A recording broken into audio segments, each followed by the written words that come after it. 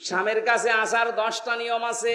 কোন মহিলা যদি স্বামীর কাছে আসতে চায়, প্রথমে যতটুকু পরিষ্কার পরিচ্ছন্ন হওয়া দরকার তার পোশাক, তার শরীর, সে যেন করে আসে।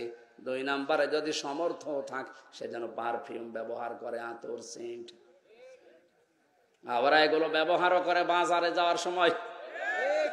যদি মার্কেটে নিয়ে যান, তখন দেখবেন সাজের বাহার কি। সম্মানিত মা বোন, যারা চুল খুলে বাজারে যান, বিভিন্ন অনুষ্ঠানে যান, যেই কয়টা চুল পর পুরুষে দেখবে, ওই কয়টা সাপ কিয়ামতে কামড় দেবে। আর বাড়িতে থাকাকালীন যেই কয়টা চুল আপনার স্বামীর সামনে বের হয়ে থাকবে, অতগুলো সওয়াব আল্লাহ লিখে দেবে। যেন বাড়িতে থাকাকালীন চুলে শ্যাম্পু করেন, সাবান লাগান, যা ভালো লাগে তাই দিয়ে চুল ফুলিয়ে থাকবেন, যেন দেখে ওর অন্য দিক থেকে মুখ ফিরিয়ে আসে। নবীজি বলেন, 2 নম্বরে স্বামী যখন আসবে, তাকে খুশি করার জন্য, হাসি দেওয়ার জন্য যা করা লাগে ও করবে। কোন স্বামী যদি পছন্দ করে যে আমার বউ ব্লাউজ গায়ে দেবে, হাতা কাটা, ও যেন তাই দেয়। আমি তো এটা বানিয়ে বললাম নাকি? 3 নম্বরে স্বামী যেটা পছন্দ করে, ওটা যদি জায়েজ হয়, আপনার জীবন থাকতে ওইটা আপনি মেনে নেবেন। কথা বোঝেন? স্বামী পছন্দ করছে বিয়ের পরে যেন মা বাবা আমাদের সাথে থাকে, কিন্তু অনেক বউ এটা পছন্দ করে না, মানেও না। এরকম বউ দেশে নেই? এই যে দিনাজপুরে বৃদ্ধাশ্রম তৈরি হয়েছে, এটা কি খেলা করার জন্যে? এই বউদের কারণে। আরে বউদেরকে হাওয়া দেয় এই বর মা আর ওর বড় বোন, ওখান থেকে হাওয়া লাগায় যে তাড়াতাড়ি আলাদা হ, খুব আরামে খেতে পারবি। আপনি অপেক্ষা করেন, আপনাকেও ঠিক ওই বৃদ্ধাশ্রমে পাঠানোর জন্য আপনার পেটের এই সন্তান আপনাকে পাঠাবে। 4 নম্বরে নেককারের সংজ্ঞায় পেয়েছি, ওই স্বামী, ওই স্ত্রী নেককার, যে স্বামী বাইরে গেলে তার সন্তান আর সম্পদ সে হেফাজতে রাখে। আল্লাহ রাব্বুল আলামিন মেয়েদেরকে এই 4টা গুণ অর্জন করার তৌফিক দিন। এটা প্রত্যেকটা জান্নাতের 8টা দরজা খুলে যাওয়ার গুণ।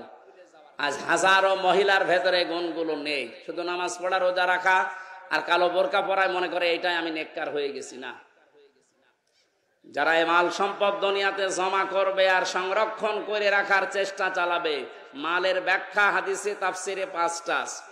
1 নম্বর তো নেককার নারী, 2 নম্বরে অস্ত্র শস্ত্র, 3 নম্বরে প্রভাব প্রতিপত্তি, 4 নম্বরে ক্ষমতার চেয়ার, 5 নম্বরে টাকা পয়সা।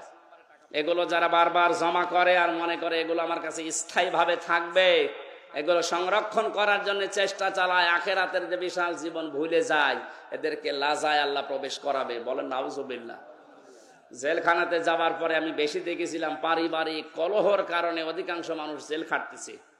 এখন যে গাজীপুরের কাশিমপুরে যে এখন ফাঁসি দেয়, আগে তো শাহজাহান জল্লাদ ছিল, 40 বছর পরে বের হয়েছে।